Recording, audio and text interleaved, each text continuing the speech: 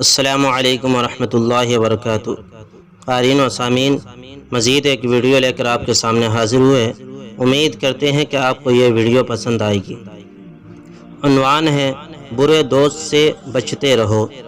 حضرت ابو موسیٰ اشعری رضی اللہ تعالی عنہ بیان کرتے ہیں کہ رسول اللہ صلی اللہ علیہ وسلم نے ارشاد فرمایا، نیک دوست اور برے دوست کی مثال ایسی ہے جو خوشبو بیچنے والا شخص اور لوہار کی بٹی۔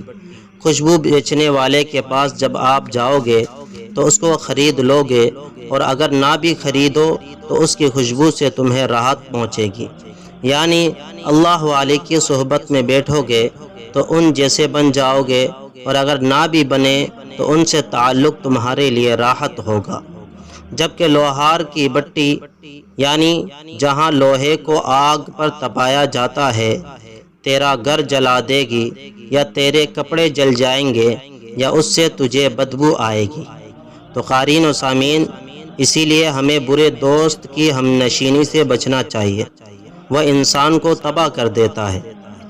اگر تباہ نہ بھی کرے تو اس کی بری عادتیں اس کے اندر آ جاتی ہے، اور اگر عادتیں نہ بھی آئے تو بھی اس کی بری صحبت کا اثر اس پر ضرور ہوتا ہے۔